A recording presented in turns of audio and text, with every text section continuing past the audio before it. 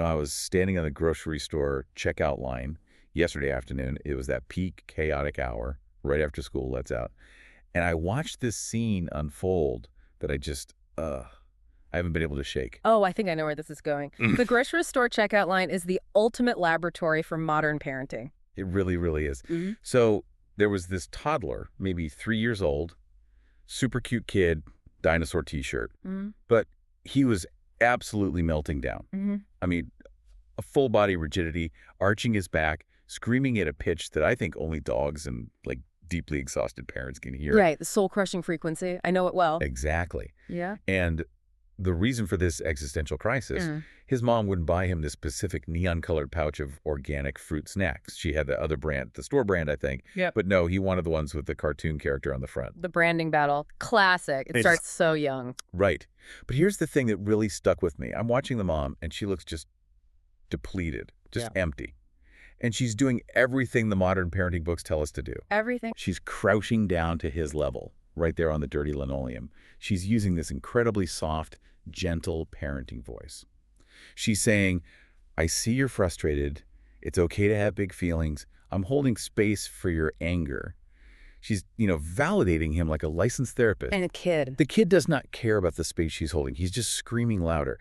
And I had this moment of clarity, or maybe it was just despair, where I thought, man, parenting today feels impossible. We have infinite information. We have gadgets to distract them. We have experts telling us exactly how to validate every single emotion. Yet, it feels like anxiety is the baseline for both the parents and the kids. It does. We're all walking on eggshells, terrified that if we don't buy the specific fruit snack, we're somehow inflicting lifelong trauma.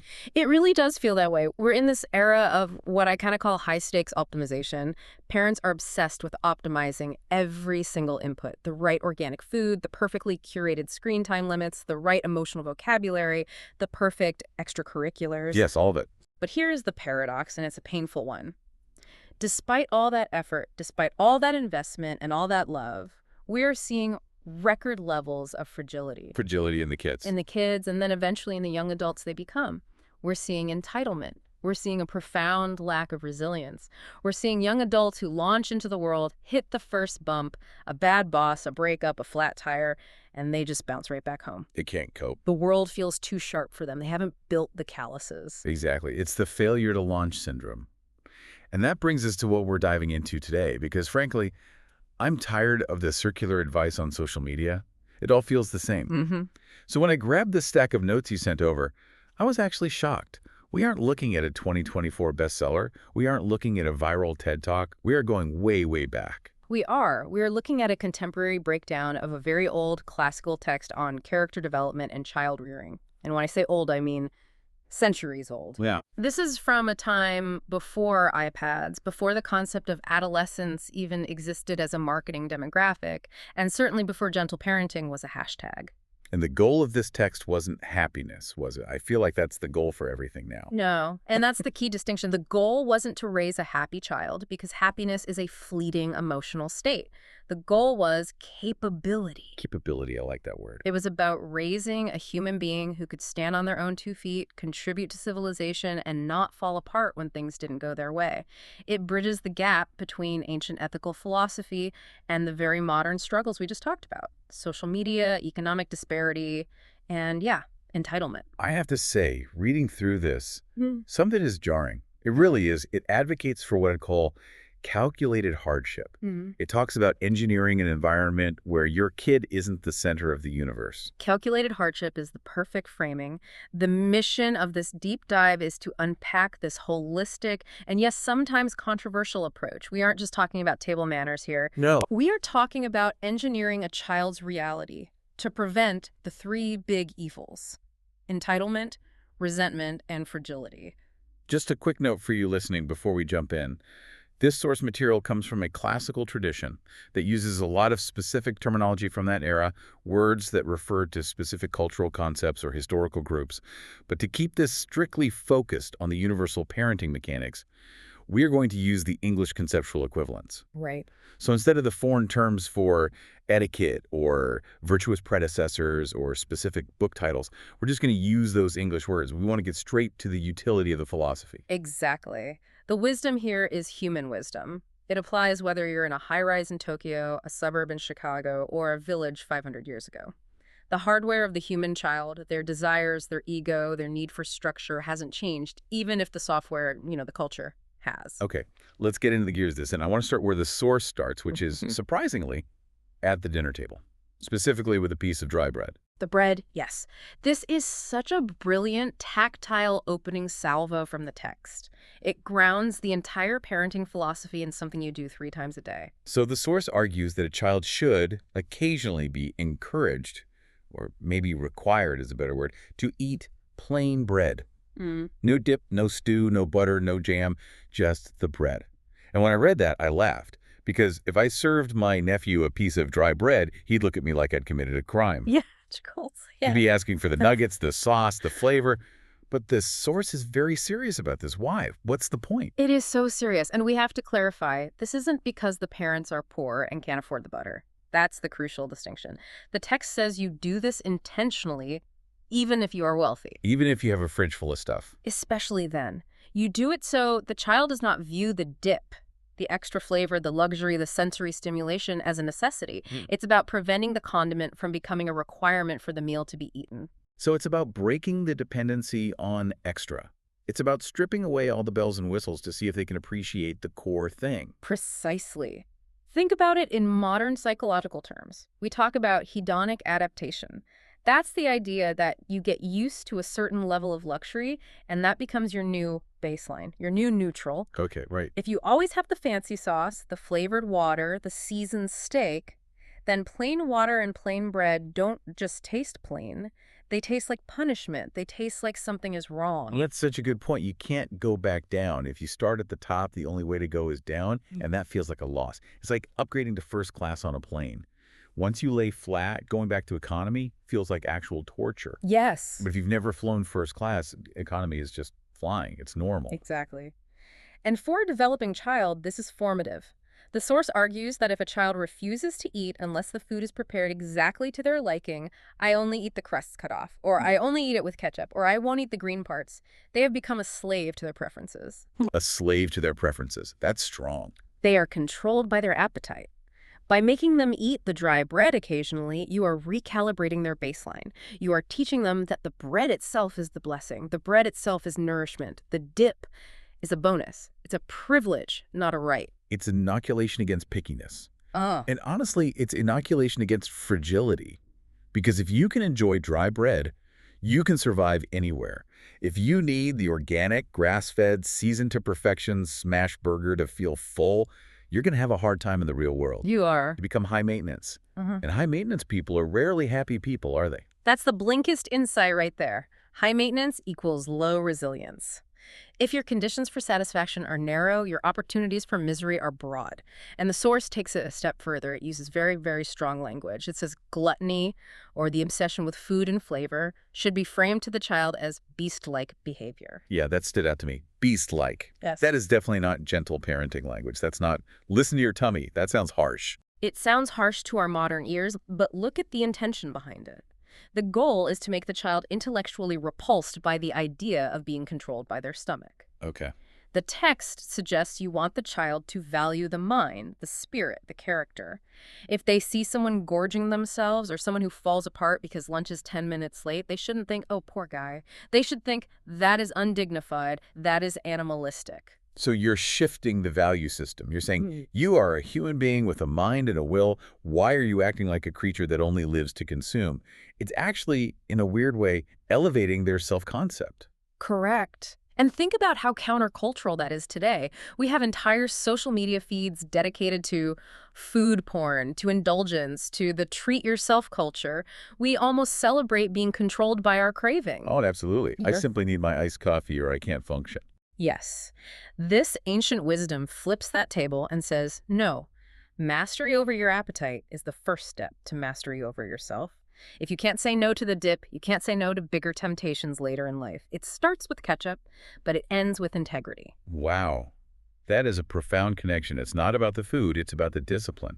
And speaking of appearances and consumption, the source had a brief but really interesting point about clothing, too. It mentioned encouraging white clothing and avoiding silk or overly patterned stuff for boys. Yes, this is the same principle applied to the exterior. It's about not getting them hooked on luxury.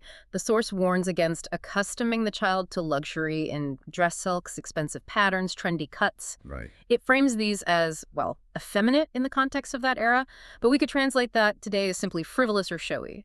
The idea is that a person of substance should be defined by their actions and their mind, not by their ornamentation. So if a child needs a Supreme logo to feel confident, that confidence is fragile. It can be bought and sold. It's external. You want confidence that comes from the inside, from competence, from character. It's another form of simplicity. Okay, so we've covered the body and the appetite. I want to move to the second section, which I think is going to hit a lot of modern parents right in the gut. It's about school, and specifically the status schooling trap. Oh, yes. This is a huge topic, the bubble theory. The source material describes a scenario that is so painfully modern, I couldn't believe it wasn't written last week. It talks about parents who stretch their finances to the breaking point to put their children in elite schools, schools that are technically above the family's actual social or economic class. This is the classic sacrifice narrative. We see it all the time. A modest income family, maybe the parents work 2 jobs, they drive a beaten-up car, they don't take vacations. Also, they can pay that exorbitant tuition for the private academy. They think, I am giving my child the best possible start. I am giving them access to a world I didn't have. Right. It's the ultimate act of parental love, right? I will suffer so you can soar. It's noble. But the source says, stop. It says this is a mistake. In fact, it argues this might be actively damaging the child. And my question is, why? How could giving your kid a better education be damaging? It's not the education that's damaging, it's the social environment. It's about a concept called relative deprivation. Okay. The source argues that when you place a child in an environment where their peers are significantly wealthier, you aren't just giving them math and science, you are giving them a daily lesson in what they lack. Walk me through that. Give me the visceral picture of what that kid is actually experiencing day to day. Okay, so imagine the child goes to this elite school. His parents are sacrificing everything for him to be there. But at lunch, he opens his box and has a simple cheese sandwich. His friend next to him pulls out a gourmet bento box, or maybe has a prepaid card to buy sushi from the cafeteria. At recess, the friend talks about his weekend at the ski lodge in Aspen, or his summer trip to the Amalfi Coast, our student. He spent the weekend at home watching TV because his parents can't afford gas money for a road trip because the tuition bill just cleared. And the phone, the shoes, the car the parents pick them up in. I mean, it's 1,000 tiny cuts every single day. Everything. The source points out that the child doesn't interpret the parents' sacrifice as love. That's the tragedy of it all. They interpret their own reality as less than. They look at their peers and think, why don't I have that? And instead of gratitude towards the parents for the tuition, they feel resentment towards the parents for the lifestyle gap. That is heartbreaking. The parents are killing themselves to provide this opportunity, and the kid just feels angry that they aren't rich enough to keep up. It creates a fracture, a deep one.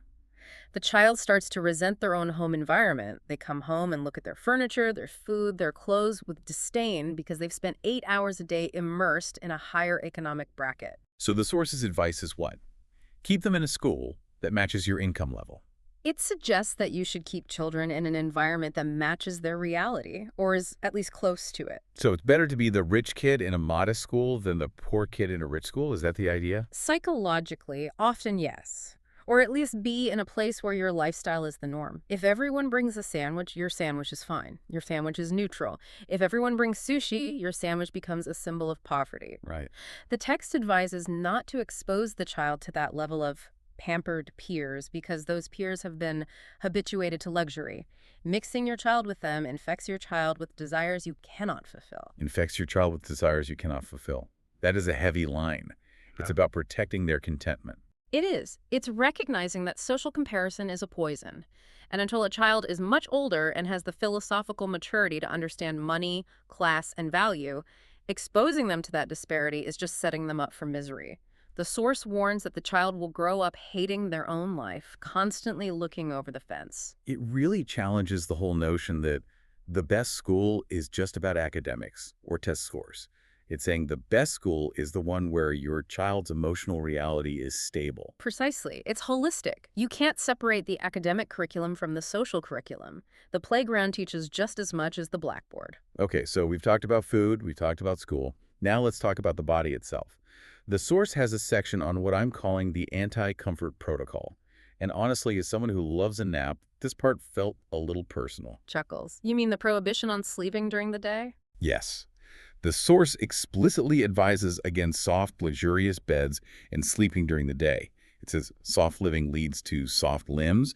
It wants the body to be accustomed to roughness. What does that even mean in a modern context? Well, it goes back to the core mission, resilience. The source views the body as a tool. If the tool is kept in a velvet case, wrapped in cotton, never exposed to the elements, it might look pristine, but it's useless. It's fragile. It's fragile. The goal is to accustom the body to a certain level of austerity. So, sleeping on a harder mattress, is it that literal? It can be. Or simply not obsessing over thread counts and memory foam. The idea is that if you are used to the floor, you can sleep on a bed. If you're used to a feather bed, you cannot sleep on the floor. Right. You want to widen the range of conditions your child can thrive in. If the AC breaks, or they have to go camping for the first time, or they have to travel rough, they shouldn't fall apart because their comfort settings are too narrow.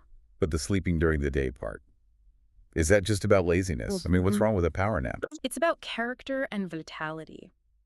The source argues that daytime sleep, unless one is genuinely ill or exhausted from actual hard physical labor, breeds a sluggish mind and a sluggish spirit. It creates a person who is slow. It's about energy management.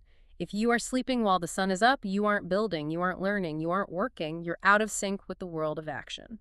And this connects to a very specific and really pointed critique in the source about young men. The source talks about the crisis of the 22-year-old child. This was a fascinating historical comparison. The speaker in our source material highlights a massive shift in how we view age and responsibility. He notes that in the past, and still in some rural communities today, a 7-year-old might be learning a trade. Wow, 7. By puberty, they are an apprentice. By 20, they are a man, fully capable of running a household, earning a living, and taking on serious responsibility. And today? Today, we have created a structural extension of childhood that lasts well into the 20s. The source laments that we have 21 or 22-year-old men who are psychologically still children because their official status is student. Yeah, the idea is, oh, he's just focusing on his studies. He doesn't need to work. His job is school. We hear that all the time. Right. And the source argues this is a disaster. Yeah. You have a 22-year-old who cannot wake up early because he's never had a boss. He cannot handle a reprimand. He quits his first job in a week because he lacks grit. Because it's toxic or the manager didn't like him. Exactly. The source says that even if a family is wealthy, even if the child is in university, they must earn money. They need skin in the game. They need to understand the market. They need to understand that money represents labor, time, and value. If you hand a 22-year-old an allowance, you are stunting his development. You are robbing him of the dignity of capability. That's a powerful way to put it. Robbing him of dignity. The source paints this picture of urban parents shielding their kids from work to protect their grades. But in doing so, they produce a graduate who is technically educated but functionally useless in the real world. It's the difference between academic intelligence and life intelligence. You can have a 4.0 GPA, but if you can't wake up when your alarm goes off, or if you crumble when a manager tells you to redo a report, that GPA doesn't really matter, does it? It's a piece of paper. And that ability to wake up, literally and metaphorically, is built through habit. It's built by not sleeping in until noon on Saturdays. It's built by having a job where if you don't show up, there are consequences. Right, real consequences, not just a bad grade. The source is begging parents, do not fund an extended adolescence. Push them into the arena. Push them into the arena. It reminds me of that idea that we are overprotecting them in the short term, but endangering them in the long term. That's precisely it. We are prioritizing their comfort now at the expense of their competence later. Okay, speaking of arenas, let's talk about the biggest arena our kids are in right now, the digital one. The source had some incredibly sharp insights about influencers. And remember, this is an analysis of an ancient text, but the application to modern influencers is seamless. It is uncanny. The source identifies a major shift in who is actually raising our children. It used to be the parents, the extended family, the village elders. Now, it's content creators. And not just any creators. The source specifically targets influencer couples. You know the type. The prank wars, the endless travel vlogs, the look how perfect and fun our life is content. The curated perfection. Yeah. The source critiques this portrayal of relationships. It argues that these videos teach children that the goal of marriage and life is just hanging out. Hanging out. It's about seeking pleasure. It's about constant entertainment. It's the friendship-marriage fallacy, right? Now, the friendship isn't good. My partner is my best friend. But the source says these videos strip away something crucial. They strip away the sacred purpose of family building. The source comes from a tradition that views the family unit as a foundational block of civilization. It's about responsibility. It's about raising the next generation. It's about legacy. It's about, populating the earth. Why, big picture stuff. When a child watches these influencers, they see marriage as a long date. They don't see the sacrifice, the grit, the duty, the boring Tuesday nights. It distorts reality. If you think marriage is just prank wars and trips to Bali, you're going to be in for a rude awakening when the baby is crying at 3 a.m. and the mortgage is due. You'll think something is wrong with your marriage because it isn't fun all the time. Exactly. It sets up catastrophically false expectations. It trivializes the bond. It makes life look like a sitcom. But the source doesn't just complain about it, it offers a solution. Yeah. And I found this solution really compelling because it's not just take away the iPad. Which we all know is basically It's impossible. the losing battle. The source suggests replacement therapy. Replacement therapy. Yes. You can't just leave a vacuum. If you take away the influencer, you have to replace them with a hero. The source suggests flooding the child's mind with tales of the righteous, biographies of people of substance, conquerors, scholars, inventors, people who suffered for a cause, people who built civilizations.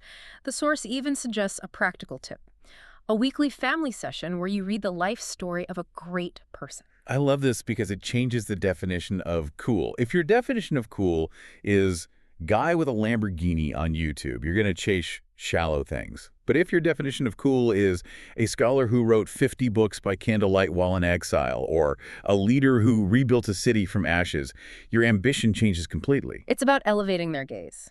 Children are natural mimics. We know this from neuroscience. We have mirror neurons. They will mimic whoever they see. If they see clowns, they become clowns. If they see heroes, they aspire to heroism. The source is saying, curate their pantheon. Choose who they look up to, because if you don't, the algorithm will choose for you. If you don't, the algorithm will choose for you. That is a terrifying thought. Yeah. But it leads us perfectly into the next section, which is about how we interact with our kids when they mess up. Because even heroes make mistakes. Right. And this section on discipline was, for me, the most nuanced part of the entire lecture. It deals with shame, privacy, and the strategic use of silence. It's about a concept we could call ignoring with intent. So let's say the kid does something wrong. They steal a cookie from the jar, or they tell a lie about their homework. The source says, ignore it. Is that right? For the first offense, yes. But with a crucial detail. If the child tries to hide it, if the child does something wrong and actively hides it, the parent should essentially pretend they didn't see it. That feels so counterintuitive. Doesn't that let them get away with it? Doesn't that teach them that they can outsmart me? Well, the source argues that you are preserving what it calls the veil of modesty. Think about the child's psychology. They know they did something wrong, which is why they hid it in the first place. They still have shame. They still value your opinion of them. If you catch them and expose them immediately, aha, I saw you. You tear that veil. You humiliate them. And once the secret is out, once they know you know, they lose the fear of being caught. Oh, I see. It's like, if I know you already think I'm a liar, I might as well keep lying. The damage is done. But if I think I still have my reputation intact with you, I might try to protect it. I might think, phew, that was close. Yeah. Better not do that again. Exactly. It keeps a child's dignity intact. It allows them to self-correct. It suggests that maybe it was a slip-up, a one-off, not a fundamental character flaw. But if the behavior repeats, then we step in. Then you step in, but privately. The source is absolutely adamant about the private reprimand. You take them aside, you explain the gravity of the action, you set the boundary, but you do it in secret. And the big don't here is public shaming. The source strictly forbids scolding the child in front of siblings, in front of friends, in front of anyone. This is a hard line. I feel like we see this all the time. A parent yelling at a kid in the supermarket or correcting them at a dinner party. Sit up straight. Why did you do that? You're being so rude. The source says this is destructive. Public shaming creates hatred. It doesn't fix the behavior. It breaks the relationship. It hardens the child against you. They stop listening. They stop listening to the advice because they're too busy defending their ego. They feel humiliated, and humiliation breeds resentment, not improvement. It creates a bold, defiant child who thinks, well, everyone already thinks I'm bad, so I might as well be bad. It breaks their spirit. It breaks their spirit and their dignity, and a child without dignity is dangerous because they have nothing left to lose. So the strategy is ignore the first slip if it was hidden, correct the second one privately, and never humiliate them publicly. But on the flip side of that, the source is a huge fan of public praise. Yes, this is the balance. When the child shows a beautiful character trait, you amplify it. You praise them in front of the family, in front of guests. You make them feel like a hero for doing the right thing. So you make the good identity public, and you keep the bad moments private. You're essentially building up the persona you want them to inhabit. Exactly. You are constructing their reputation in their own eyes and in the eyes of the community. You want them to believe, I am the kind of person who is generous, or I am the kind of person who is honest. When they believe that about themselves, they will act to protect that identity. That is just, it's smart parenting, it's psychological engineering, it's understanding the human need for esteem and belonging. It really is incredibly sophisticated. Now, you just mentioned generosity. There was a specific example in the source that I found really challenging to the modern boundaries culture. It's about the sandwich rule. Ah, yes. The stingy mother syndrome, as the text describes it. Yeah, the source critiques parents who tell their kids, don't give your food to anyone else. We hear this all the time, don't we? I packed that organic fruit for you, not for Johnny. Make sure you eat your own lunch. We think we are teaching them to be responsible for their things, ensuring our child is fed. The source says we are teaching meanness. We are teaching low character. We are teaching a scarcity mindset. So what's the alternative? What do you do? The source says, if you find out your child gave away their lunch to a friend who is hungry, you shouldn't scold them. You should praise them. You should say, that was noble. That was generous. I'm proud of you. But then the kid is hungry. My practical parent brain is screaming, my child didn't eat. Then the next day, you pack 2 sandwiches, Oh. one for your child and one for them to give away. You explicitly facilitate the generosity. You teach them that the upper hand, the giving hand, is superior to the lower hand, the taking hand. That is a beautiful reframe. Yeah. Instead of protect your resources, it's be a resource for others. You're teaching them to be the kind of person who has enough to share. And think about the adult that produces. Do you want to raise the adult who hoards their knowledge, their money, their time, or the adult who is a leader, who lifts others up, who is a source of good in the world? That training starts with the sandwich. It starts with overcoming the primal instinct to hoard. It's seeing the world through a lens of abundance versus a lens of scarcity. Correct.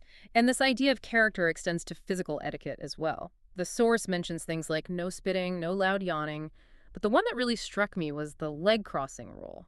Yeah, tell me about that. It sounded very formal, very old-fashioned. It is formal. The source mentions that a child should sit with respect in the presence of elders, specifically the father or the teacher, not lounging, not crossing legs casually as if they are buddies at a cafe. This touches on the concept of awe or prestige.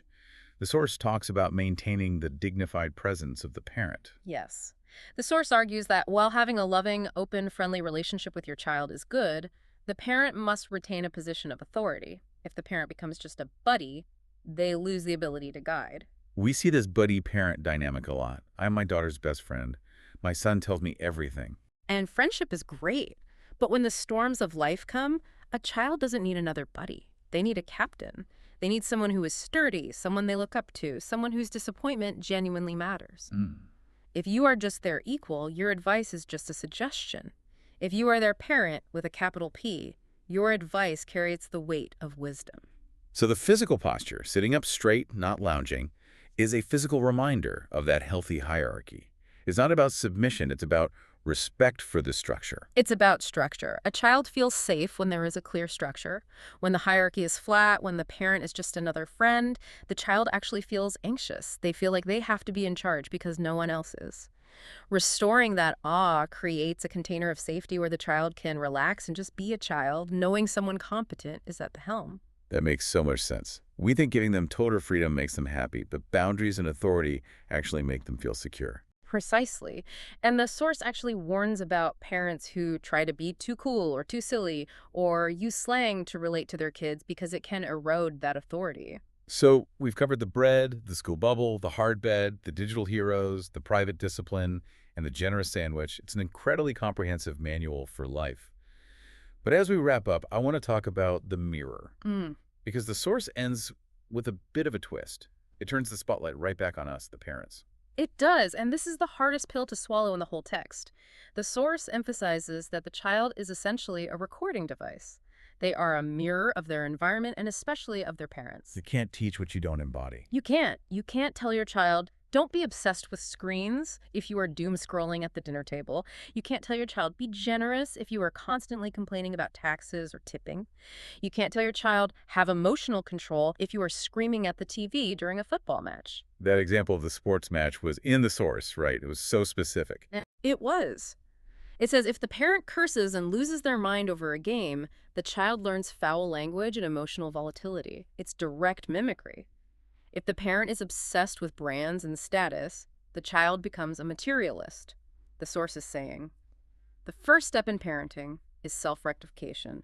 You have to fix yourself first. Which is terrifying, but also empowering. Because it means we don't need 1,000 tricks or parenting hacks. We just need to work on our own character and let that flow downstream. Exactly. This entire method isn't about being harsh or authoritarian. It's about being intentional. It's about realizing that we are engineering a human soul. And the goal is to raise a child who is tough enough to sleep on a hard floor if they have to, but soft enough to give away their lunch to a hungry friend. That balance, that grit and grace, is what this ancient wisdom is all about. Tough enough to sleep on the floor, soft enough to give away the sandwich. That is the bumper sticker right there. That's the whole philosophy in one sentence. It really is. It's the synthesis of strength and compassion. So here's the question for you listening right now. Look at your own parenting, or just look at the culture around you. Are we raising adults? Are we raising capable, resilient humans? Or are we just funding the extended childhood of big kids?